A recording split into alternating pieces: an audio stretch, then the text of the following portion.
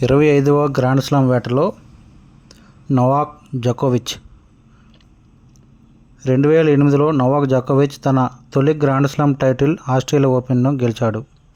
ఈ క్రమంలో వరుసగా గత 11 గ్రాండ్ స్లామ్లను పంచుకున్న ఫెడరర్, నదాల్ జోరును నిలువరించాడు.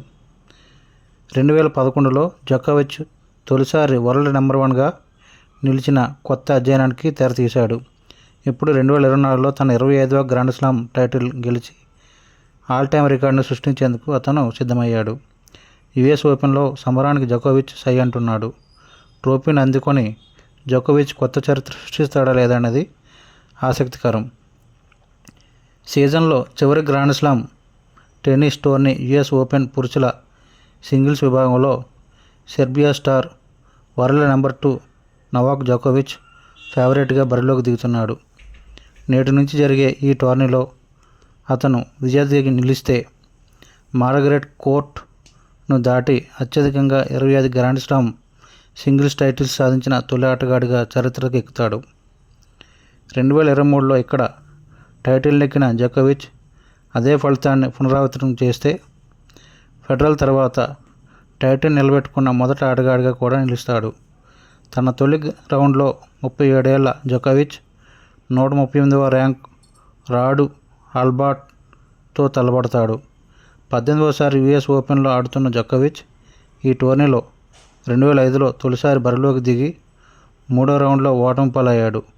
అయితే 2011, 2015, 2018, 2023లలో 4 సార్లు టైటిల్ నెగ్గిన అతను మరో 6 సార్లు రన్నరప్గా నిలిచాడు. ఎప్పుడైనా గెలుపు ఒక్కటే లక్ష్యం. బాగా ఆడి ముందుగా ఫైనల్ వరకు చేరడం, ఆ తర్వాత టైటిల్ కోసం పోరాడమే నాకు తెలుసు. ఈ తరహా దృక్పథంలో ఇప్పుడు కూడా ఎలాంటి మార్పు లేదని జోకోవిచ్ అన్నాడు. ఇటీవలే పారిస్ ఒలింపిక్స్లో అద్భుత ప్రదర్శనతో స్వర్ణం గెలుచుకున్న జోకోవిచ్ మరింత ఉత్సాహంతో యుఎస్ ఓపెన్కు సన్నద్ధమవుతున్నాడు. నా జీవితంలో ఒలింపిక్ స్వర్ణం అతిపెద్ద ఘనత. నా కల నెరవేరింది. టెన్నిస్ కోర్టులో అలాంటి భావోద్వేగాలు నేను ఎప్పుడూ ప్రదర్శించలేదు. అంతకుముందు సెర్బియా ఫ్లాగ్ బేరర్గా నిలబడ్డ ఘట్టం అన్ని గ్రాండ్ స్లామ్ విజయాల కంటే మిన్న. అన్నీ గెలిచావు కదా, ఇంకా ఏం కావాలి అని కొందరు అడుగుతున్నారు.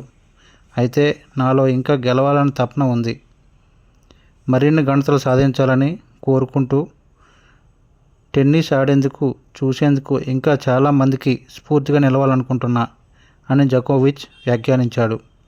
గ్రాండ్ స్లామ్ టోర్నీలు టెన్నిస్కు మూలస్తంభాలు లాంటివి.